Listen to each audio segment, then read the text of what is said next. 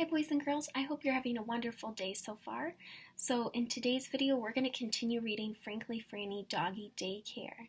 Now, in our last couple chapters that we read, we learned that Frannie wants to become a veterinarian, right? And she even sets up a veterinarian office in her bedroom where she takes care of her stuffed animals. And she shares with her parents that she really wants to quit school and become a veterinarian. And her parents are not too happy about this. They don't really understand why she would want to quit school to do that. So they're all sitting at the dinner table and this phone call comes in.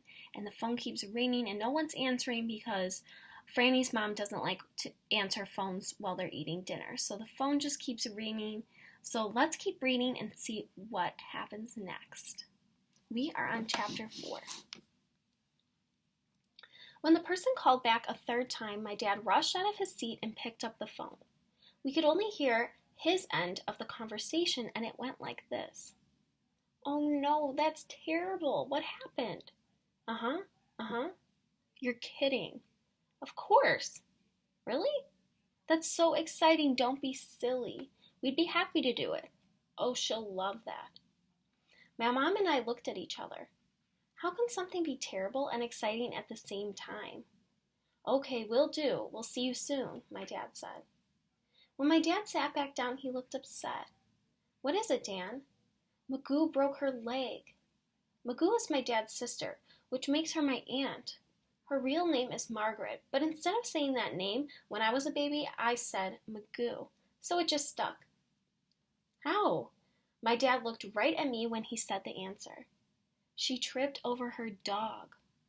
I could not believe my own eardrums. In a million trillion years, I would never trip over my dog, and that is not an opinion.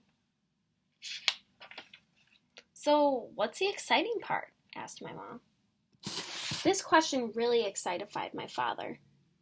A fancy New York toy store owner wants to look at Magoo's sock dolls. She's thinking of ordering a whole bunch of them. Magoo makes dolls out of socks. They are really cute and funny with buttons for eyes and yarn for hair. They are called sock dolls because they're made from socks stuffed with cotton. Some are plaid and polka dotted, some are striped, and others have lots of curly lines on them. I am really lucky because I have 3. I can even make one myself. Magoo showed me how. But since she broke her leg, she needs our help getting ready for the meeting. That was when I remembered a really important scientific fact. But she's all the way in Massachusetts, I told my father, which is really far from Chester. Well, have a road trip, he said. But Elliot, I said, before getting the terrible disappointment drop in my belly. Will he be able to come with us? He's more than welcome, my mom said. That brought a big smile to my face, but I was sad we wouldn't get to use the practice veterinarian's office right away. Let me call his parents and run it by them, she said, getting out of her seat. I left out the best for last, my dad said. I looked up. Magoo has a job for you and it has to do with her pets. I'll let her tell you herself, but it sure sounded like the perfect job for a budding veterinarian. I was so excited my brains almost fell into my spaghetti. I was going to show my parents that I was ready to work for Dr. Katz and quit school. I was going to show them by being really good with Bark, Magoo's dog. Magoo also has 3 slippy cats, Hester, Esther, and Lester. But I'd let Elliot watch them because I was only a dog veterinarian. And this was my 3rd fantastical idea in exactly 1 full day. Chapter 5. It didn't feel like a long drive to Magoo's on Friday afternoon because as soon as Elliot and I got into the car, we fell asleep. What did take a long time was waiting for Magoo to answer the door. We heard her yell, "I'm coming." But then we waited and the door still didn't open. "Hey, Nan, I'm almost there," she called again. Elliot and I looked at each other and giggled. Adults are really weird sometimes. We heard lots of messing around with the doorknob and finally Magoo opened the door. Have you ever seen more than one really exciting thing at the exact same time, and then you can't decide which thing to look at first? That is the exact same thing that happened to me. Here is a blur of what happened. When Magoo opened the door, the first thing I saw was a cast that went all the way up her knee and up her thigh. But before I could even study it, Bark ran past Magoo, put his paws on my shoulders, and knocked me over. Elliot backed away really quickly because he got scared, and that is not an opinion. Bark licked my face over and over with his pink, sloppy tongue. I squenched my eyes and mouth and turned my head away because I do not like being licked on the face. I really hoped getting your face licked was not part of being a veterinarian. I also hoped that Magoo and my parents didn't see me squinching. I needed them to think that I was a natural with animals, dogs especially. Bark must have really missed you, Magoo said. My dad pulled me up, and I tried to wait until Bark turned his head before I wiped his licks off my face. I didn't want to hurt his feelings. Besides the licking that I didn't like, there was so much more about Bark that I did like. A for instance of what I mean is that Bark has the softest hair and it feels just like fluff. He is white all over his body and has gray spots on the top parts of himself. He's very shaggy and always looks like he needs a haircut, but he doesn't. That's the way his hair is supposed to look. I know that because once I tried to cut it off and Magoo caught me just in time to explain about his shaggy dog hair. What do you guys think of Bark? Don't you think he's a very cute dog? Yeah, me too. He's a Labrador, right? I asked Magoo.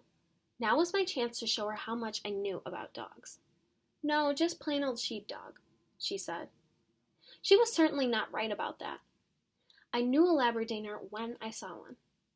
Then I remembered about introducing people. This is my best friend, Elliot. Elliot and Magoo shook hands, and Magoo said, Elliot, I don't know if you want this job as much as my niece does, but if you do, you're in luck. I do, Elliot said, excited, but then his face dropped a little. But I already have a job. I'm Frannie's secretary. What do you guys think? Do you think Elliot is going to leave his job as Frannie's secretary to work for Magoo with her new job she has for him? We'll keep reading and see. My parents and Magoo laughed out loud, and Elliot and I looked at each other confused. Sometimes grown-ups don't know the difference between funny things and not funny things. Well, if Frannie will let you, I'd like to offer you the job of special assistant to cats. Elliot looked at me, and I looked at Magoo. Would he still get to be my secretary? I asked Magoo. Absolutely, Magoo told me. I looked back at Elliot and said, Okay, you can take that job. Then Magoo said, Great, now come on in. She opened the door even wider, and that is when I saw that Magoo's cast was the most exciting one I have ever seen. It didn't have one single drawing or name on it, like when kids got casts. It was perfectly clean and white and actually very super extra professional looking. I couldn't take my eyes off of it. But when Magoo took her crutches out from under her armpits and hopped to the side to get out of our way, I couldn't take my eyes off the crutches. They were the most special crutches I'd ever seen in the entire world of America. They were not wooden like the ones kids used. They were metal, which meant they were silver. Everyone knows that silver things are very adult. Magoo's cast and crutches made her look very official. I wanted to reach out my arms towards them, but my dad saw inside my brain because just as I was reaching out for them, he said, Don't even think about it. I quickly pulled my arm away. How in the world why did you know what I was thinking? I have special mind-reading dad powers, he said, even though I knew that was not actually a scientific fact. We followed Magoo as she crunched her way around the room while we pointed out different things to Elliot. I had already been to Magoo's house, so I felt very smart about everything that was there. What are those? Elliot asked, pointing to the wall of shelves where her dolls lived. Those are my sock dolls, Magoo said. Oh yeah, Frannie has some in her room, said Elliot. Would you like to see one? Magoo asked. Elliot nodded his head up, down, like it was on a horse on the merry-go-round. Magoo crunched over to the shelf. A boy one, Elliot requested. She brought back a boy sock doll, and Elliot studied it very closely, turning it around and around. He investigated the striped legs and polka-dotted arms, the button eyes, and the thick brown nose stitches. He gently pulled on the thick brown yarn that was cut short into boy hair. Then he looked up with an expression I'd never seen before. "Are there any sock doll makers that are boys?" He asked Magoo. "I believe there are, Elliot." "Well, could I be a special assistant to cats, Frannie's secretary, and a boy sock doll maker?" Magoo beamed. "I don't see why not." "Elliot," I said. "What?" "I think that's too many jobs." "Why?" he asked. "Because it is against the law to have so many jobs." "Oh," he said. I could not believe for the worldwide life of me that he didn't know that. He thought for a minute. "Well, maybe I can assist a sock doll maker. Maybe I can be a sock doll maker and special assistant to cats on the weekends, and then your secretary during the week." I thought about this one for 0.2 moments, and then I agreed to what sounded like a very good deal. "I can't wait to show you how to make them," Magoo told him. Magoo handed the doll back to Magoo. "Thanks for sharing." Elliot handed the doll back to Magoo. "Thanks for showing it to me. You can hold on to it for now if you want." "I can?" Elliot could hardly believe his worldwide luck. I didn't feel badly because, like I said, I had already owned 3 sock dolls. We walked around Magoo's house a little more. There's always too much to investigate there because there are so many rooms. For instance of what I mean is that she had a craft room, a sunroom, and a meditation room. That's a room for being quiet. Elliot and I were not so interested in that room. Plus, she had a gift closet, television room, a playroom where the animals sleep, and then all the usual rooms. I can tell my mom likes the quiet room the best because she popped her head in and said, "Oh, Magoo, it's marvelous what you've done with this space." Marvelous is a grown-up word, but it's not for me. It's very old-fashioned. Elliot and I felt really lucky because we were going to sleep on the couches in the sunroom. A sunroom is a room that is outside, like a porch, but has a screen on it, so that is also inside. The sun gets to come into the room, and that is a scientific fact of how it's got its name. The cats meowed and rubbed up against my leg. I looked down, but I was not going to pick any of them up because I could just tell that they were going to be extra slippery kinds of cats. I also wanted Magoo to see that I was a natural with dogs, not cats. "What are the cats' names?" Elliot asked Magoo. "Hester, Esther, and Lester," she said. "See what I mean by slippy? Slippy names for slippy cats." Chapter 6. After settling in, we had a big meeting. It was the most boringest meeting I've ever been to.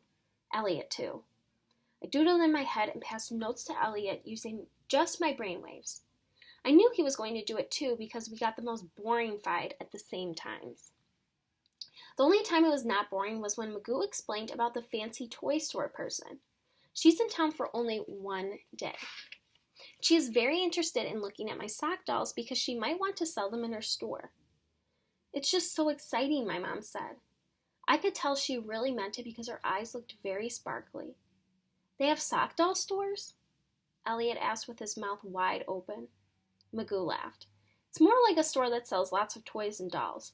They never sold this type of doll there before, but they're interested in looking at mine." Elliot and I looked at each other with wow eyes. "The point is," Magoo said, "this woman is coming to town especially to meet me. Since my leg is broken, she'd offer to come here to see me instead of having me come to New York City with all my dolls." Now here's the very important part. Elliot and I leaned in to make sure we didn't miss the very important part.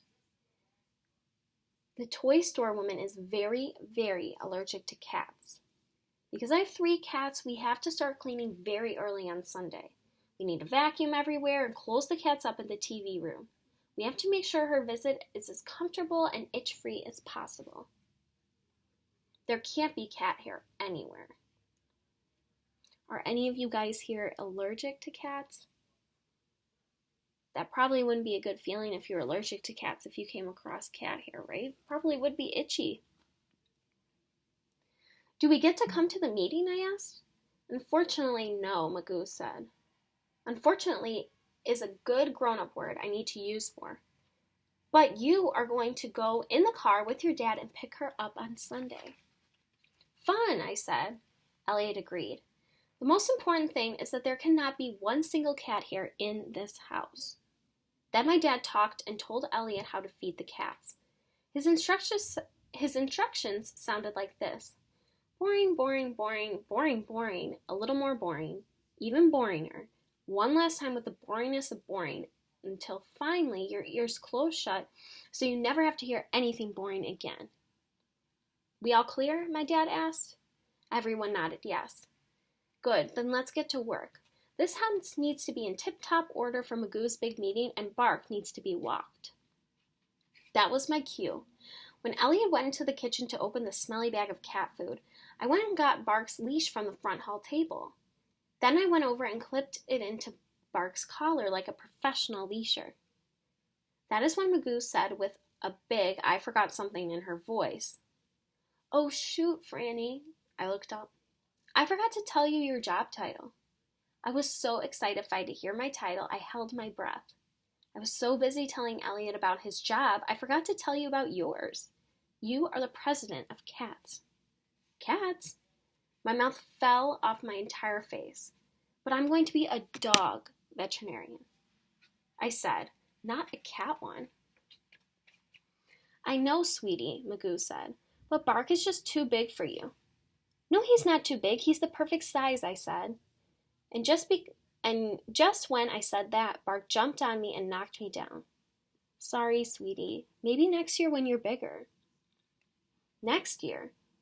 Next year, I wasn't even going to want to be a dog veterinarian. Sorry, Bird, my dad said, taking the leash from me. Bird is my middle name. Please do not tell anyone. It is a scientific fact that my dad is the only one who calls me by it. I looked over at Elliot in the kitchen, and he was lining up 3 boring cat bowls. I looked back down at Bark. If I wasn't taking care of Bark, how would I prove that I was ready to be a dog veterinarian? I dragged myself into the kitchen and helped Elliot pour the stinky food into the boring bowls. As my dad tugged on Bark's leash, Bark looked over at me, and I could tell by his expression that he wished I was the one taking care of him. His eyes were very droopy, which meant he was sad, and his breathing was very fast and heavy, which meant he was getting sadder by the second. I looked over at my mom on the couch just to make sure she saw how sad Bark was to leave me. But she was too unfortunately busy picking a piece of cat fur off her sweater to see the tragedy. When my dad and Bark left for their walk, Elliot and I finished feeding and watering the cats. Then I harumphed around and Magoo taught Elliot how to make sock dolls. That night before we got into our couch beds, I did something to show Magoo how thoughtful and responsible I was. I hoped it would change her mind and switch my job with my dad's job. Boys and girls, what do you think Frannie did to show Magoo that she was responsible enough to take care of Bark? Let's see. Sometimes when you go to Disney World and stay at their hotel, the housekeepers turn down your sheets and put a mint on your pillow. I decided I want to do that for her also, except I couldn't find a mint. I looked all over the house for something sweet, but there wasn't anything. Finally, I grabbed a jar of strawberry jelly and I put that on her pillow. Then I folded down her sheets. Magoo would probably give me my dad's job caring for Bark the second she saw what I did. What do you guys think? Do you think Magoo would be happy to find jelly all over her pillow? This might be another mistake made by Frannie, but we'll have to keep reading tomorrow to see. So I hope you guys are having a wonderful day. Tomorrow we will talk a little bit about your optional activity that you could do. So I will see you tomorrow. Have a wonderful day. Stay safe and healthy. Bye, guys.